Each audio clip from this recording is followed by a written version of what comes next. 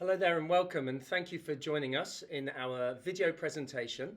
Today we are going to be talking about self-reflection and exploration, two topics that in last week's webinar you would have heard us talking about, and so this is the episode in effect of us talking about that self-reflection. Now, thank you for joining us last week if you came into the webinar. We also have a recording that's been sent out to you in the newsletter, as well as in our emails as well, our monthly email. So if you didn't get a chance to see us in that last presentation, then please do catch up on where we are now by checking out that recording. We've also got some slides in our monthly email that just came out to you over the weekend. So, as you know, I'm Mr. Forrester, and I'm begging Swende. and so Mr. Wickham isn't currently with us, but we do have a recording. He's just had a baby, so he's currently in hospital. So congratulations to Mr. Wickham, and fortunately we do have a bit of a recording towards the end of this video that Mr. Wickham can share his thoughts with you all as well, even though he's had that baby. This session, as I said, we're going to be looking at self-reflection. The idea of thinking about what you are looking for before you start looking is very important.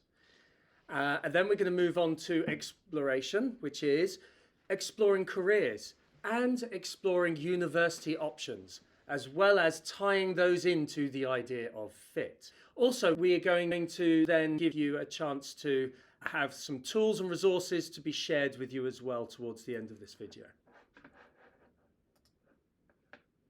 Just a note to say that we have seen this already, yet just want to remind you. This sets us up to think about what we're trying to achieve this year in grade 11. If you notice, it starts with self-reflection. Tasks for this have just been sent out to the students. Then it moves on to exploration. Exploration of career options, which includes Morrisby, and destinations. That means what countries have to offer. Then exploration of the universities. So rather than starting at exploring the different universities immediately, there is a process of thinking about what career do I want to do? Use Morrisby to do this. And what destinations are there? What countries have certain things to offer before we then start looking specifically at those universities? It means it's really important for us to focus on these two things today: self-reflection and exploration. So that brings us on to self-reflection. Self-reflection. Who are you? What do you do well? What do you want to do? So grade 11 is all about self-reflection. It's the time for that self-reflection. It's best to make sure that you're spending your time reflecting in grade 11 rather than in grade 12, when in grade 12 you'll have lots of tasks needed to get done in order to make that application. Time and time again, we have students that really wish that they spent more time reflecting on what they genuinely and truly want when they had time to do this, rather than worrying about how and when to get those applications out in grade 12. So this is the time to do it, and please take it seriously and get this done during the time when you've got this available to you. Make sure that you're aware of what you are trying to achieve. Think about the why you want to go to university in the first place. Maybe make a list of reasons as to why you want to go. If this is not really thought out, there will be no real clear plan, and you'll just be going through the motions, kind of being swept away in the process without knowing the why as to why you are applying in the first place. So applying without a clear focus, or getting prepared without a clear focus or reason, can impact those decisions that you're making. So you need to make sure that you are considering what you want and why you want it. That's key, because if you don't, you may need to have more than one attempt at applications and try again after grade 12. So we're really trying to avoid you falling into that pitfall. So make a note of areas that you would like to study as well, okay? Note the environments that you'd like to study in. And we're going to come across the idea of using Morrisby as well a little bit later on, where we talk about how you can use Morrisby to kind of help that self-reflective process of who you are as a person, who you are as a learner, and what environments work well for you. But it is important to think and make a note of areas that not just what you would like to study, but how and where you would like to study. And I'm not talking about the geographical location. I'm talking about environments maybe with, for example, a strong emphasis in practical application of knowledge, for example. Or are you a student that likes to learn by doing? Okay, so some good examples of types of learning environments within the university context is, for example, one example is hospitality management. This is a business management related degree, but with a clear context of learning about human resource management, learning about strategies in the business environment and the marketing mix related to hospitality. It gives you a focus of how you're going to apply those skills. So sports management is also another example, with students that may be interested in sports in general, know that they want to do maybe something within business, but the idea of learning abstract principles without having a clear context to their learning kind of worries them. So, for example, sports management has a clear context, and it allows you to then transfer your knowledge in a career to another field later on, and using those business management style skills in another field later on. So think about what type of environment or what type of style of learning that you have. That's key. If you're, for example, interested in engineering and you like a practical approach to doing things rather than learning abstract ideas first, then there's a place called Teddy in London, which is very good in terms of students learning how to look at a product, back engineer the product, make a prototype, before actually necessarily focusing for a year or 2 years on abstract ideas related to making products before they actually make them. So just a thought, okay? Just an important kind of thing to consider. What type of environment do you work well in? You might be a student that likes smaller class sizes, and which is similar to what you have at ACS. So somewhere like a liberal arts style campus might work for you if this is the case. You may want the experience or an environment where there is a lot of students in and around you as you're studying. So somewhere like a large public US university might be something that you think that you'd be interested in studying in. You might want an environment where there's a focus on critical thinking and developing transferable skills or even thinking skills. So it's really important to think about what works for you, what you'd like to achieve, who you are, what your strengths are, and then apply it to thinking about career types that there are. Thinking about the reasoning why you want to be in a particular career is really important as well. It is the mission of the college counselling offices to assist students in finding the right fit, as we've talked about in the previous webinar. So this document here is something that has been sent out to you already. We will be spending some time this Friday, 13th of October, Friday the 13th. We'll be in community time or an assembly to go through every single document that we have available to you that has been individually shared to you. Okay, and this is one of those. And this document is a very important one to start that self-reflective process. First of all, it helps us to learn more about you as people and what you're trying to achieve and what your goals are, but also about you as a student. So ultimately, it's very important for you to think about what are your strengths, as we've already discussed, as well as thinking about what you're trying to achieve, and to list these in to this document here. So having a closer look at this, we can see that there are a series of questions, all with different colours there. We suggest that you take some time going through this. It's very important that you go through this document and answer these as honestly as you possibly can, but don't rush through it. So take your time, maybe take a few colours per day, all right? And it allows us to advocate for you as best we can in the recommendations, but also allows you, or it drives you to start reflecting upon your time in high school as well. The more reflection you do, the easier it'll be for you to write these essays later.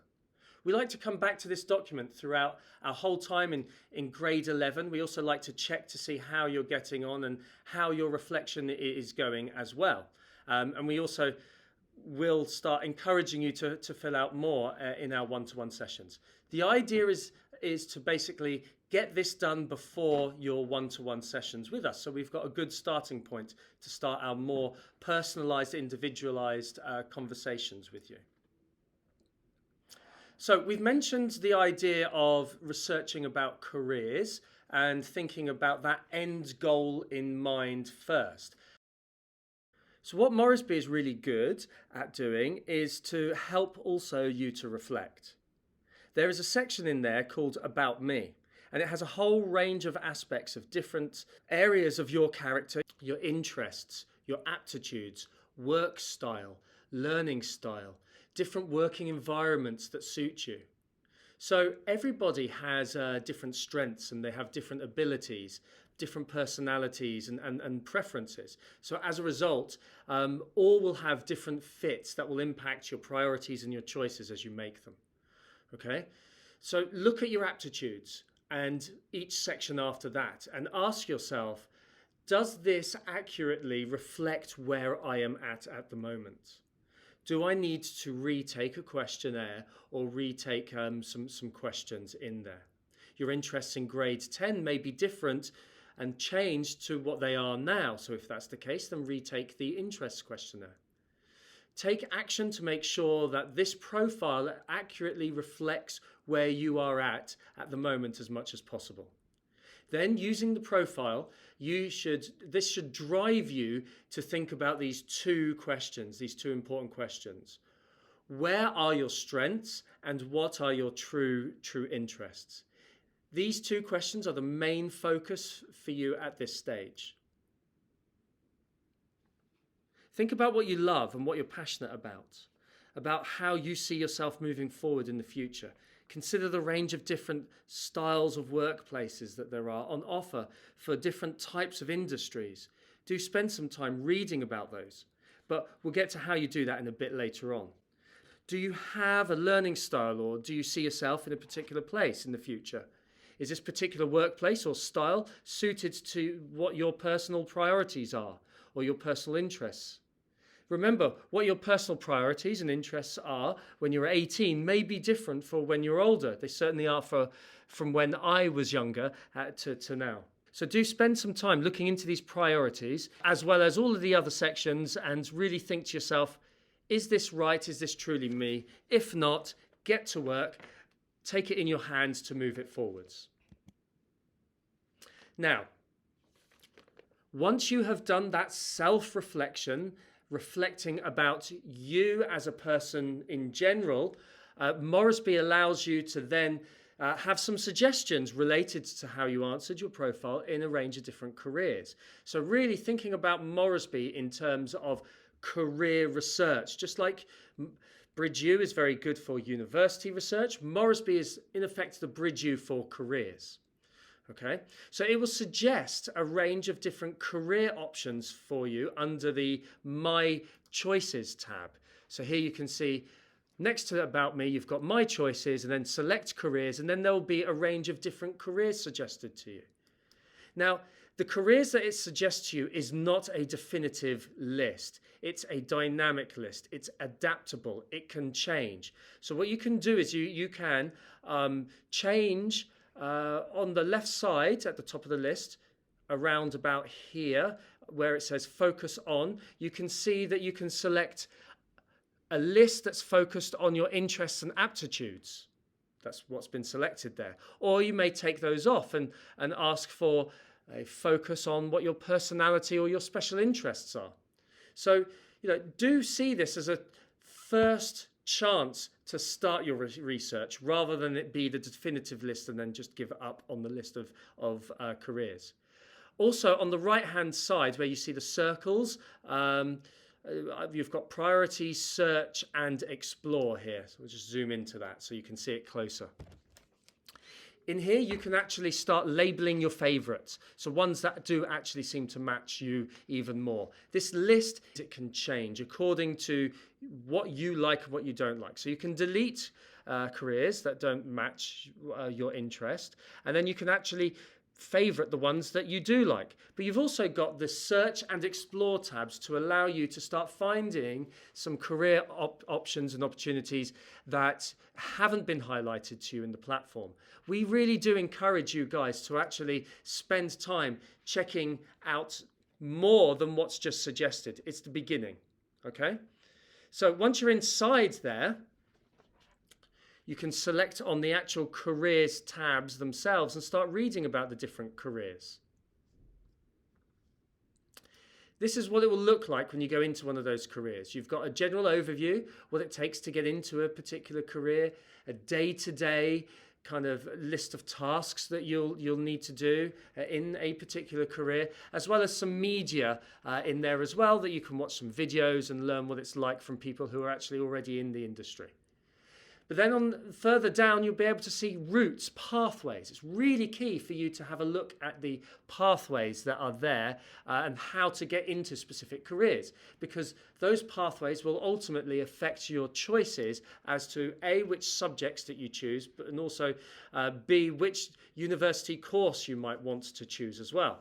So being informed with the end goal in mind with careers will then help you make more informed choices with which specific courses that you may be selecting now at this point as you apply to go to university.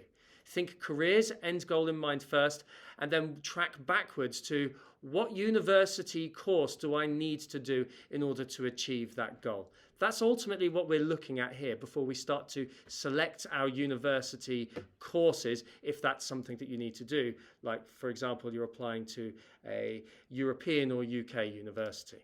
So remember, as you read through each individual career, you might decide, I want this one to be a favorite, so you flag it as a favorite. You may not like it anymore, so you delete it, and you might want to find a new one, so then you explore. So this is a dynamic list of which you are in control of using and changing accordingly to meet you and your goals and your interests and your needs. And this will then lead us on to thinking about what you're looking for from a university courses.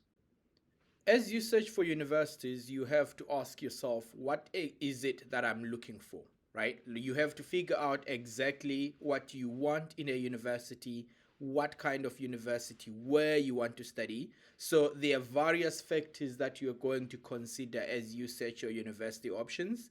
The first one is obviously the type of university, right? There are different types of universities that you can find, from 2-year community colleges to 4-year universities to 3-year degrees in different countries. So you want to figure out what kind of university works best for you, whether that's going to be a small college, that's going to be a large research university, that's going to be an undergraduate university, that's a university that includes postgraduate studies. All of these are considerations that you have to make. And then from there, you have to think about geographic location. So some universities are in large metro cities, while others are in very rural, very green spaces. Some of them have much larger spaces, whereas others will be 1 or 2 buildings in the middle of a city and anything in between. So it's up to you to really do your research, find out what kind of environment will be best for you, what kind of accessibility do you need, because some universities may be 2 hours away from the nearest airport. Some of them will just be a 30-minute drive to the nearest airport. So all of those are considerations that you want to be making. Be aware that the environment and some of these specific geographical locations do not always entail the kind of environment that you're going to find at the university. Because sometimes in a university that seems to be rural, there may be a lot of other universities in the area that makes it a very young, vibrant town with a great social life. So do go on to research about the universities once you find them. Don't just automatically exclude them because they do not meet a specific priority of yours. But check around the many different priorities that you have, and then figure out which of those options meet at least half or more of those, and then go on to research a little bit more. And also think really specifically, what does each of these factors mean to you, right? You might think you want to study in a large university, but if you like one-on-one attention and being able to know all your classmates in and outside the classroom, you might not really get that opportunity. So as much as the idea of a large university might be exciting, the type of education that you are looking for might mean you need to get a different kind of education, right? And it may mean you need to get to a different type of university, right? Also think about the courses that you are looking for and consider what kind of rigor and quality are the courses that are being offered. So in some universities, you may find that the university might not be the most recognized university, but that particular course or that particular line of study is one of their best and very highly recognized across the world. And that could be a very good reason for you to go there, right? Think about the curriculum. Some schools offer liberal arts curriculum, some offer a very specific curriculum with a specialization in one particular field. If you're somebody who's curious and wants to learn a lot more things outside of your general line of study, you want a curriculum that's going to offer more of that. Think about the setting, right? Think about the size, how selective the university is, and of course costs, right? Your parents will have already had a conversation with you, and if not, this is a good time to also have that conversation with them and think about how much is available for you, and then look at the universities that meet those cost factors. You also want to think about what you want to do outside of school, where you want to live, what kind of resources and services you want to have, and then consider all of those factors as you search for the university that's going to be the best for you. So here you're going to see a good template for you to start considering those things. We have got a number of different tiles here that you can look through, read through, and then consider what's the most important priority from you. What I like to do with my students is to make sure that they are listing 4 most important priorities when they're looking for a university, and then that helps with them to start kind of selecting universities that fall within those categories. As you heard from Mr. Sabanda, sometimes some of those categories may not necessarily perfectly match some of those priorities that you have, and having some flexibility is important. But this is a very good start point when you're actually researching. And you'll find that there's a template that we use, an Excel spreadsheet template, which will be shared later. And in there, it will ask you to list your 4 major priorities in your research. So you write in the 4 most important things that you want from that university experience, and then put them into the top, in the top column. And then as you go about researching your different universities in Bridge U, which we're going to talk about a little bit more in a bit, as you go through Bridge U, and then if you start looking into a range of other resources, which we're also going to share, you can then start highlighting the aspects of each factor that you have highlighted as important. So for example, if you think that the student support services and access is very important for you, you may have a learning difficulty or a learning need, and so that might be a major priority for you when you're looking at a university. You will then be driven in your research by using this tracker to start looking at universities and what their provision is with the support that they give for those with learning needs. Okay, that's just one example. It's also important to drive you to the idea that student satisfaction is very important. Okay, so here we have in the middle, we've got that student support, we've got student satisfaction here as well. A lot of students initially, and families initially, start looking at a university and start thinking to themselves, I want to go to a very good university. I've heard of this university. It's got a good name, a good reputation. Therefore, that's the type of place that I want to go. It may not necessarily have the best student satisfaction, okay, meaning that students are not necessarily that happy with their experience there, even though they may have this brand name. So that is an important factor, that if you highlight students being happy in the environment, in their learning environment, as an important consideration, then obviously as you go about researching, find that information, make a note for yourself as you go about researching that. So really the idea is, think about what those priorities are from the university experience that you have, and as you go researching, do start looking at what each university has in terms of provision in those priorities. All right, and so I'll just pull those priorities back up. This is by no means an exhausted list of all the different priorities that you may have, but it's a good starting point. You may highlight your own specific priority that you want. So we've got course here. Course, that means the structure of the course, the actual content. You'll find that, and its delivery. You'll find that some universities with the same name, especially those that you'd find in the UK, for example, you may have two courses that are called psychology. One that has more of a focus on the statistics side of things and the data analysis, whereas another one may be more focused on understanding the concepts and its application to some writing. So like understanding the focus of a particular course is really, really key, even though it may have the same name. So that's why we've got course and structure.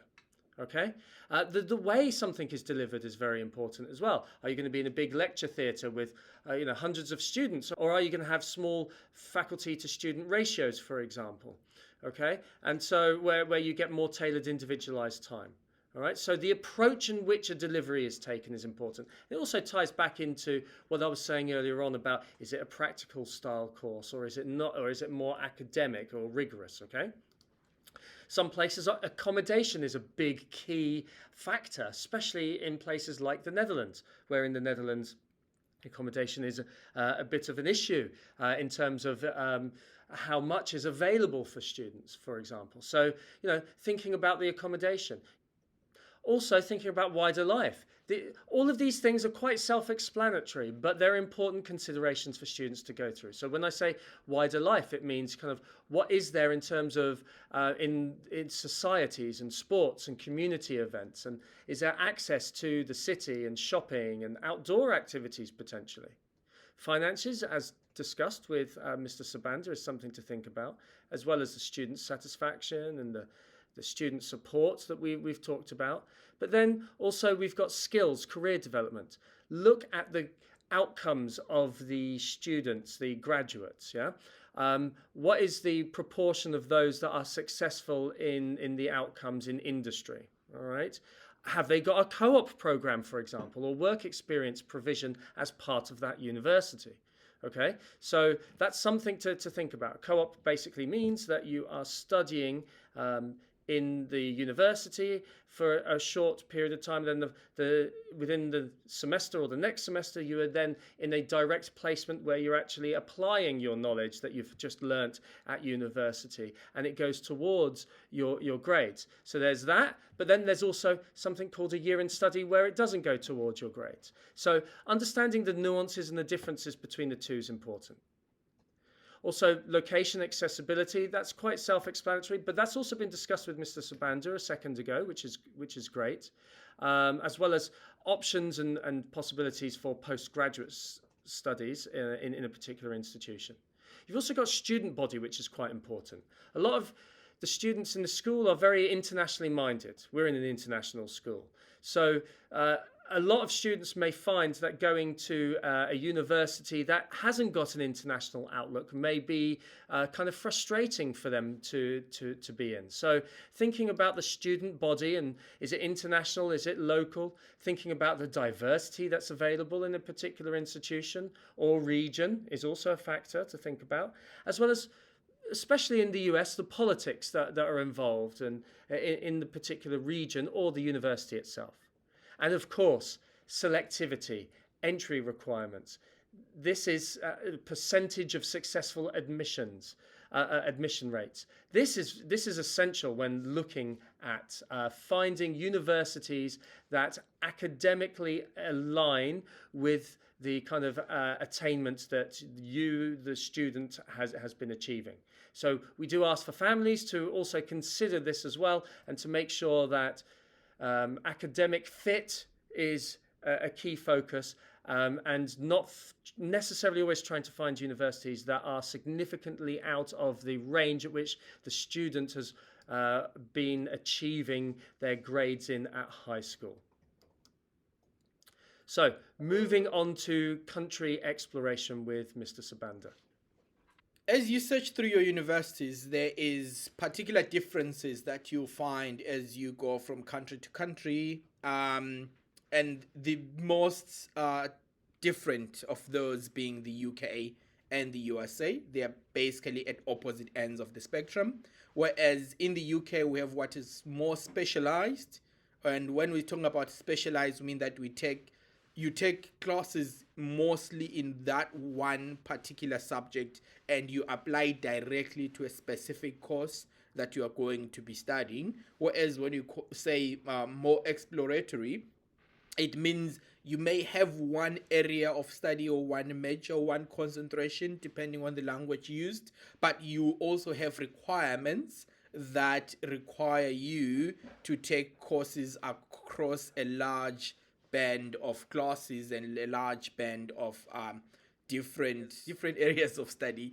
Yeah, and we also offer a lot of resources through our Schoology that will help you navigate that space and really go into deep explorations about the different universities. So you'll find that we have one tab specifically for Canadian universities, as they are slightly different from both the UK and the US in that as much as you are not specifically applying to a specific courses in the UK, you are not just applying to enter the university at large as in the US, you're actually applying to a specific faculty.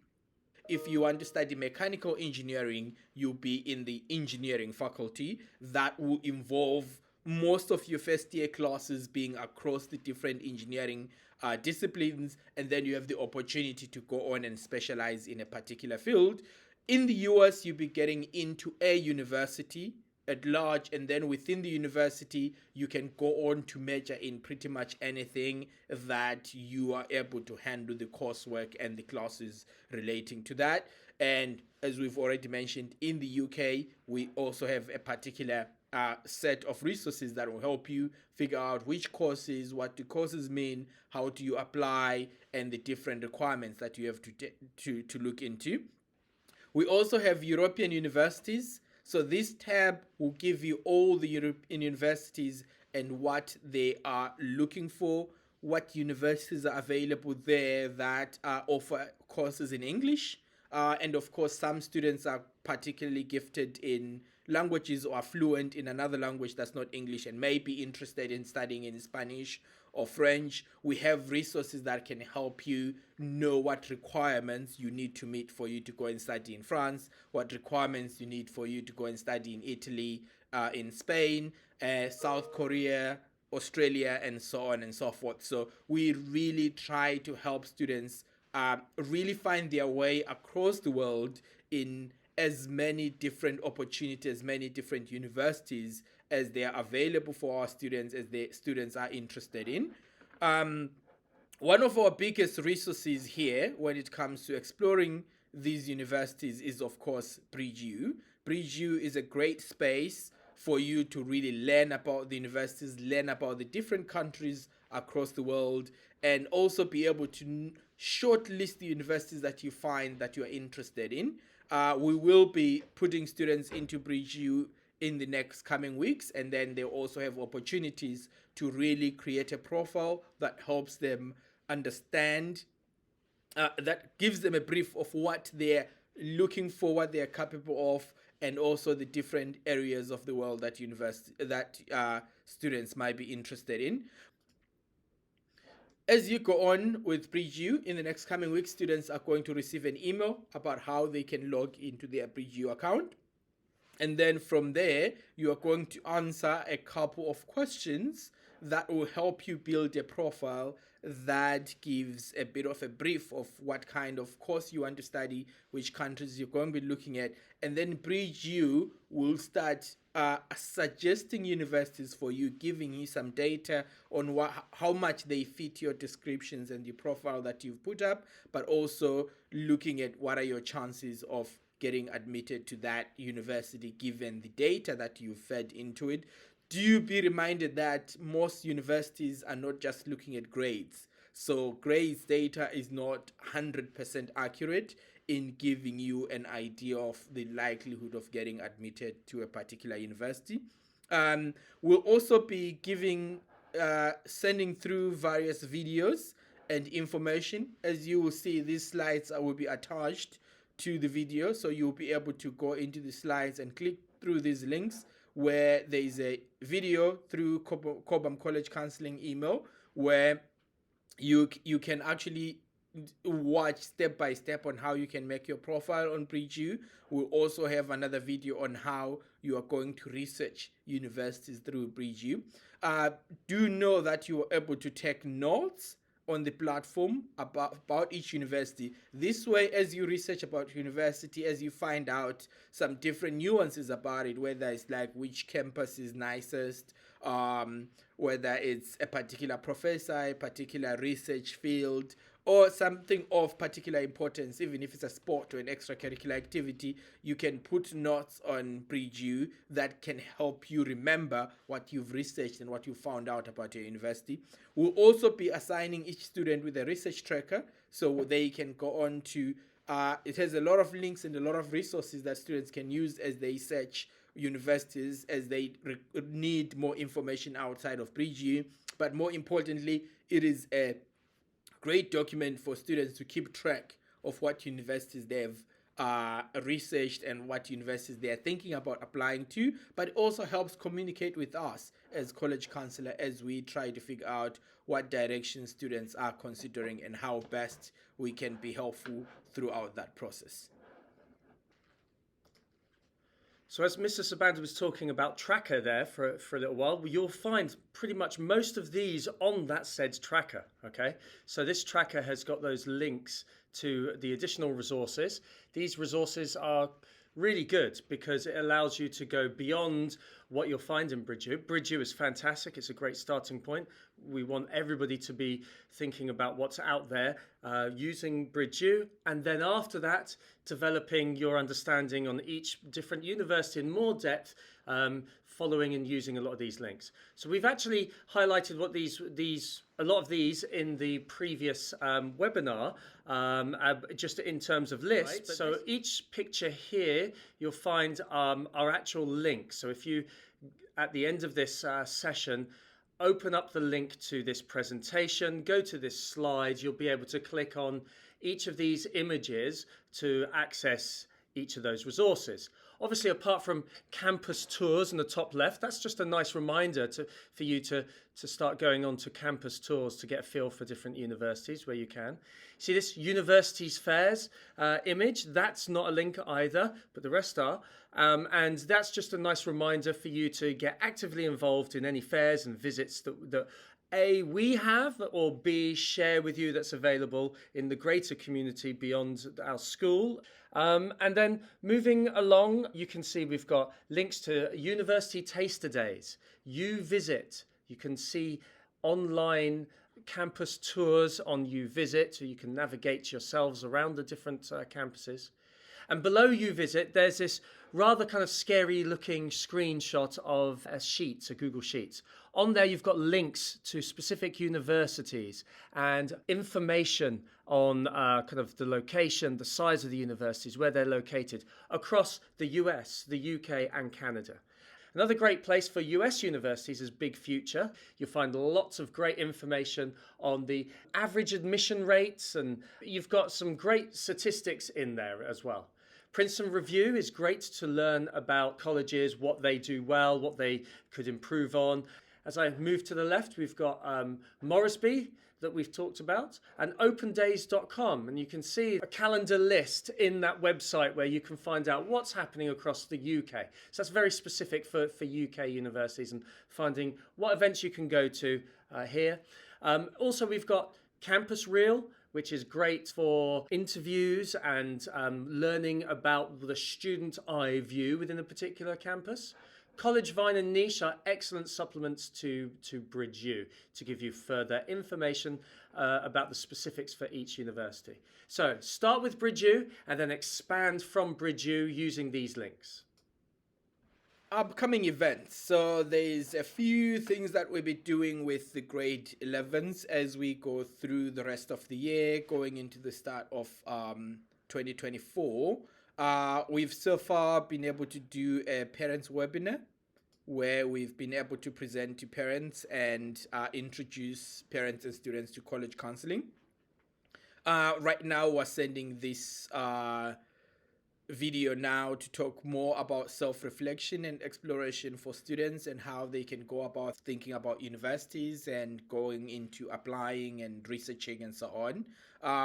Later this week on Friday, we are going to have an assembly where we are going to talk to students about documents that they've already received. So a few of you have already seen some emails where you are shared into Google Documents. We'll explain more about what these are and why they're important, and then we'll follow that with a couple of tasks that students need to complete in order for us to start getting to know who the students are, but also for the students to really start thinking deeply and consider and reflect on their experiences so far, and then also looking at what they need to explore, research, and figure out as they move forward.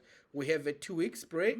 We will also have another workshop in November where we're going to go about setting up Bridge U, as we've already talked a lot about Bridge U and how useful it is for students to use, but also for us as counselors when we're talking about submitting documents on behalf of students. So we'll talk to students about how to set that up and start exploring and using all the resources that are available on Bridge U. As I mentioned earlier, we have resources about studying in different countries and different country requirements. Bridge U also have what are called Bridge U country guides that students can also read on, particularly if they are going to schools outside the major markets of the US, the UK, Canada, Netherlands, and Spain, and so on and so forth. In mid-December, we are going to assign each student a specific individual college counselor that they can then start doing one-on-one meetings as we come back for next term. So these are great opportunities for students to start having these conversations. We invite parents to get as involved as much as they're able to in not only talking to us, but also assisting the students, checking in, encouraging and motivating students, and also being open and fair in the conversations involving finances, involving travel, involving the different countries where students might be able to go. And then later in January, we're going to send another video about how to research universities in depth. So Bridge U is a great start because it suggests universities for you. It gives you an idea of what to look out for in different countries, in the country of interest if you've chosen one particular country. But then you have to go one step further to now look at specific requirements for universities, look at what grades, what classes are going to be required, and then, go deeper into the process of exploration and researching. So we'll be offering that workshop in January that will help students take that next step. And then as we move towards really figuring out the specific universities that they are eventually going to send their applications to. All right, so Mr. Wickham will be taking over here. So we're coming up to the end of our talk today. I know we really appreciate you sticking with us. But in terms of next steps, that self-reflection, I know we keep banging on about it, but it's really, really important, right? Considering your strengths, your interests, getting on Morrisby, looking at potential career options, looking at what success means to you and what might be important to you in this search process. I'd say the most important thing is to be happy, but really think about what would make you happy in this. Think about the things that you might want in an institution. Mr. Forrester went into a lot of detail earlier on about the things that you need to be thinking about, the things that we're going to be asking you about, and also start exploring, right? Start exploring destinations, maybe attend a fair or two, maybe come along to some university visits here in the school and ask questions. What are you looking for? What grades do you require? What kind of environment does your campus or your university offer to students? What sort of learning opportunities and career opportunities do you have? So please do come down, pick up some prospectuses. We've got lots, you can see behind us. So please do come and take some of our literature. Now should be all about you and all about starting to explore. Keep an open mind, don't be fixed in your ideas. We really want you to be explorative in this process. So final message really from us is that, together this is a partnership, your family, the student, the applicant, you guys, and us. And if we all communicate, if we work together, you can do it. You can explore all of these different options. You can put together competitive applications to places that you want to study. Obviously, this comes with, keeping up with schoolwork, and those grades are probably the most important aspect of this whole, process. But, we can do it as long as we remain engaged, remain proactive and organized, and that we do the things we ask of you. You do the things we ask of you when we ask you to do it. So communicate with us when those meetings go live in January.